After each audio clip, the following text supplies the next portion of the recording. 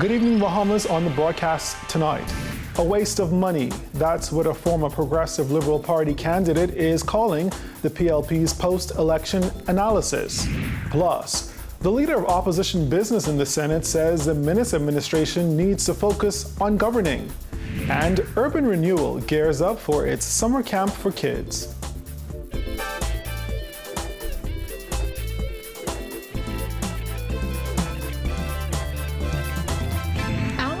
Brought to you by Alive, the nation's newest and best LTE network. Good to be alive. Welcome to our news, the weekend edition, and thanks for joining us. I'm Andrew Knowles. Yet another former Progressive Liberal Party candidate is calling the party's decision to engage a Jamaican political strategy expert to analyze why the party lost the May 10th general election a waste of time. Former PLP candidate for Freetown, Wayne Munroe, is also calling it a waste of money, as he says the party needs to deal with its crushing defeat at the polls and move on. Our Jasmine Brown has the story. You got beat. You get on with it. Former Fox Hill MP Fred Mitchell revealed during a branch meeting earlier this month that the strategist was in the Bahamas conducting an analysis of the PLP's loss. It is understood that the strategist will canvass every constituency if possible, and the report will include recommendations for what is next for the party. Munroe says he had no part in making that decision. He insisted that the party should be focusing on rebounding after winning only 4 seats in the House of Assembly. It's happened. We lost. You get beat because they got more votes than us. We get beat because they got more seats than us. Deal with it. And I was an athlete, not a good one.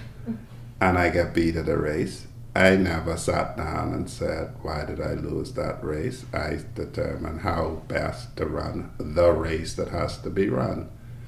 And there is a principle that you have to shoot for. This thing about figuring out why you lost, for me, is bad for this reason. If there's a mark that you shoot for, that's what should govern you. You should then say, let us plan the best way to reach this mark.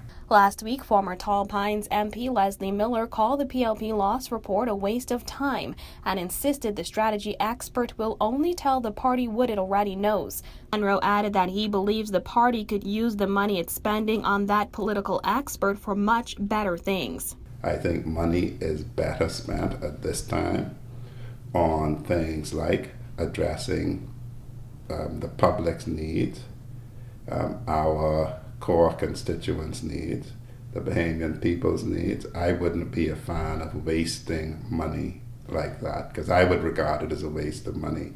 You have limited resources. You have to determine what you spend them on. Reporting for our news, I'm Jasmine Brown. Leader of opposition business in the Senate, Fred Mitchell, says the government needs to focus less on making shocking revelations and more on governing the country. Mitchell says the Bahamian economy is in too delicate a state for the Minnis administration to be wasting time on scoring cheap political points. That's what we need, not talk and bashing the PLP. And, fine. God bless them if they think that's going to carry them forward. It'll distract the public, I imagine. I described it as like kids in a candy store. Oh, look what we saw here. During the budget debates in the House of Assembly and Senate, dozens of revelations were made by the government that led to allegations of misfeasance by former ministers in the Christie administration. Prime Minister Dr. Hubert Minnis has said his government will prosecute those former officials where possible, but Mitchell says he is confident that will not happen. And when they check it out, all of it, I'm sure, is just going to be a question of management issues and discretion. There's no malfeasance involved in it, and certainly no malfeasance at a political level. What people do down below, that's on them. But I think that there's no malfeasance that will be found on a political level in connection with this. And I'm certain that the utility of time spent on the issue of searching around trying to find bad things versus what you will actually reap for the country is a very low percentage. Well, operations at the country's main gateway came to a halt this morning following a prank bomb scare. Police received a report from an unidentified caller that a bomb was planted at the Lynden Pinling International Airport. According to NAD's Vice President of Marketing and Communications, Jan Knowles, once they received word from the police of the non-specific bomb threat, the usual protocols and thorough checks were followed. Now officials say nothing was found and the airport is operating normally. Knowles did add that operational issues or delays resulting from the incident were minimal.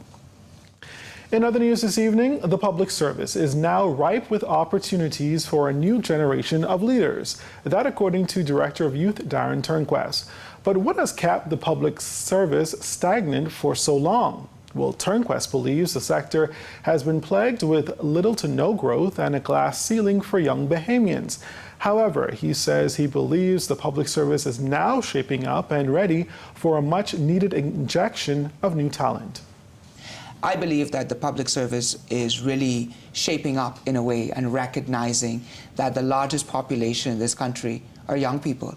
And it requires a youthful generation, a youthful leadership. It requires people within the public service, not on the political end, but on the civil service end, to begin to take their rightful places in certain positions. Definitely when it comes to the youth standpoint. While speaking as a guest on the show On the Record with host Jerome Sawyer, Turnquest highlighted the need for succession planning, not only in the public service, but the wider community as well. So there are significant gaps. And I think when I look at where I've come in the service, having had the, I guess, resilience in many instances to stay, it is because I see a hopeful future. I see a bright future. But I think we need to find young people who are coming back, young people who are currently in school, to see the intention in their lives to do public service work, to see that as their life goal. And we'll take a break here, but still ahead tonight. Find out about a new Bahamian app that's on the market. That story and more when our news returns.